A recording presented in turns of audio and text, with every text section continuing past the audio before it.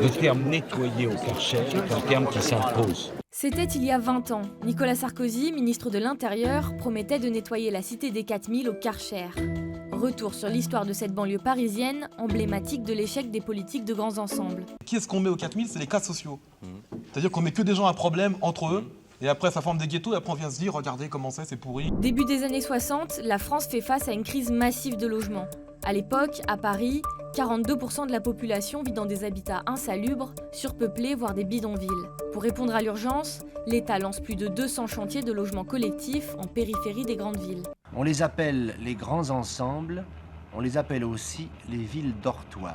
En 1961, l'architecte Henri-Charles Delacroix présente son projet de quartier moderne, la Cité des 4000 à la Courneuve. Nous nous sommes attachés surtout à ce que les habitants puissent vivre avec les éléments qui composent cette cité.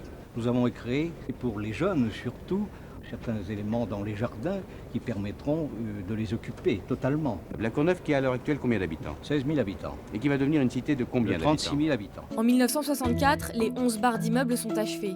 Et avec elles, un centre commercial et 2 cafés. Rapidement, la télévision pointe un défaut de taille dans cette nouvelle cité. Le moins qu'on puisse dire de ces grands ensembles, c'est qu'ils manquent d'âme. On a construit, on a paré au plus pressé. Et le problème des loisirs de ces jeunes a été un peu, non pas la dernière roue du carrosse, mais on n'a pas tellement eu le temps jusqu'à présent d'y penser. Mars 1971, la cité des 4000 fait pour la première fois la une de l'actualité. Un patron de bar exaspéré a tué à coups de feu un jeune homme de 17 ans. Les caméras de télévision filment des riverains émus, mais pas surpris. Ça devait arriver ça depuis longtemps, ça devait arriver. C'est un climat de banlieue, si vous voulez. C'est le climat qui règne dans toutes les banlieues maintenant. Je comprends très bien qu'un homme comme ce monsieur là qui a tiré ait pu avoir cette réaction. Évidemment, c'est parti, ce que vous voulez. C'était comme ça et puis c'est tout. Et donc l'incident qui est arrivé peut facilement se reproduire demain. Ah oui, oui. Georges Candilis, architecte à l'origine de plusieurs grands ensembles, désigne une coupable, la politique urbaine qu'il juge criminelle. On construit des logements, on fait un acte social, c'est très bien. Mais il fallait construire des milliers, des centaines de milliers, de comprendre enfin que c'est criminel. Parce qu'il ne s'agit pas seulement de caser l'homme, mais de lui donner sa dignité. L'office HLM de Paris est chargé de la gestion de la cité et en profite pour y placer ceux qui n'ont plus les moyens de vivre dans la capitale. Ouvriers précaires, rapatriés d'Algérie et travailleurs immigrés. Des publics qui prennent de plein fouet la désindustrialisation au nord de Paris et la suppression de milliers d'emplois lors de la décennie 70. Témoignage d'un habitant. Monsieur Sauvage, vous êtes au chômage. Depuis combien de temps ? Depuis le 23 juillet 1976. Maintenant, je touche plus rien. J'attends. Vous êtes prêt à prendre n'importe quel travail ? N'importe quel, même balayeur, j'en ai rien à foutre. En 1978, d'après la caisse d'allocation familiale, un habitant sur 2 perçoit moins de 680 € par mois à la Courneuve. À cette précarité s'ajoute l'isolement du quartier. C'est difficile de vivre dans cette cité ? Difficile, difficulté de contact, difficulté parce que on reste bloqué dans la cité, on est enfermé. On sort très peu de la cité, personne ne vient nous voir. Je suis convaincu, moi, que les enfants de ces bars là sont plus pauvres, à revenu égal, que dans une ville où la vie pénètre, comme Paris par exemple. Parce que les enfants vont à l'école au pied de leur bar, et de l'école, ils voient la barre, et de la barre, ils voient l'école. C'est plus un ghetto de la misère que de l'immigration. Au 4000, 46% des habitants ont moins de 19 ans. Antenne 2 interroge plusieurs de ces adolescents en 1983 sur la difficulté de grandir dans leur cité. Et c'est très dur chez nous, pourquoi ? Parce que nos parents ne savent ni lire ni écrire. Donc nous, à la rigueur, on va à l'école, on est peut-être scolarisés peut-être pour ça, mais ça ne veut pas dire que c'est grâce à nos parents ou des choses comme ça, c'est grâce à nous en fait. Je pensais réussir en 3e, mais je sais pas, ça marche pas. C'est peut-être à force de traîner dehors, peut-être. Comment ça, se traîner dehors, c'est quoi ? Ah ouais, parce que, il y a un an de ça, quand j'étais en 4e, j'allais à l'école, je revenais, je faisais mes leçons. Je descendais 5-10 minutes, je remontais chez moi et puis je regardais la télé, j'allais me coucher. Mais maintenant, je descends, je reste 2-3 heures dehors, je remonte vers les coups d'11 heures. Samedi, dimanche, je rentre chez moi vers les coups de 2 heures du matin. Je me suis paumé, moi, dedans. Dès les années 70, la cité est aussi le théâtre de trafic de drogue. Ici, c'est, on pourrait dire Chicago, si on veut. Est-ce que tu peux me parler des caves de la cité? Ouais, bah les caves, c'est connu. Enfin, il y a beaucoup qui shootent dans les caves. Vu que c'est le seul endroit où ils peuvent se shooter. Ils ont quel âge? Ah, pour moi, ils sont âgés, les mecs qui doivent avoir 18 ans, entre 18 et un peu plus. 9 juillet 1983, la banlieue fait une nouvelle victime. Un enfant a été abattu au pied de son immeuble à cause du bruit. Toufik, 10 ans, jouait ici, à l'endroit où son grand frère se trouve, quand il a été mortellement blessé d'une balle de 22 longs rifles qui l'atteignit en pleine poitrine. Une balle tirée d'une de ses fenêtres, mais laquelle? Il y en a des centaines. C'était soir de Ramadan, le dernier, avec le coucher du soleil, le début des réjouissances. Toufik et 3 ou 4 copains s'amusent au pied de l'immeuble, ils font sauter des pétards. Il est 20h30, une personne qu'on n'a toujours pas retrouvée, excédée par le bruit, tire. Quelques jours plus tard, le président François Mitterrand est sur place.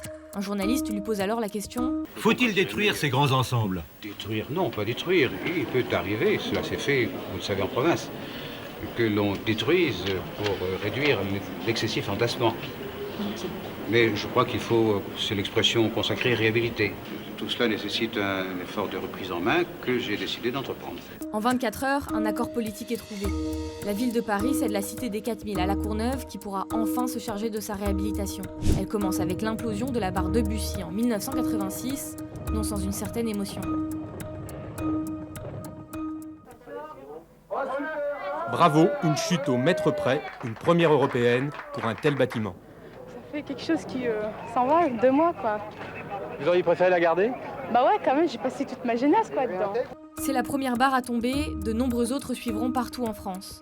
La politique est claire, l'État veut en finir avec les grands ensembles. Problème, les crédits manquent et les rénovations traînent. 7 ans après, le constat reste amer à La Courneuve. Les espaces verts, on les attend toujours, ils auraient dû être là déjà depuis longtemps. Bon, ça commence à construire un peu dans les alentours, mais les espaces verts, toujours pas. Reste un terrain vague à l'emplacement de la tour qui sert aux gamins pour jouer au foot. 6 ans après, les bulldozers continuent de travailler et les immeubles sortent de terre lentement. Les choses auraient pu aller plus vite, mais tout ça c'est une question de déblocage des crédits, en particulier en ce qui concerne la construction d'HLM. Au début des années 2000, seules 2 barres ont été détruites, une autre rénovée. Pour autant, dans la cité des 4000, un jeune sur 2 est au chômage, l'ennui et le désœuvrement continuent de gagner du terrain. 19 juin 2005, nouveau drame. Un enfant de la cité, Sid Ahmed, 11 ans, est mortellement touché par une balle perdue lors d'un règlement de compte.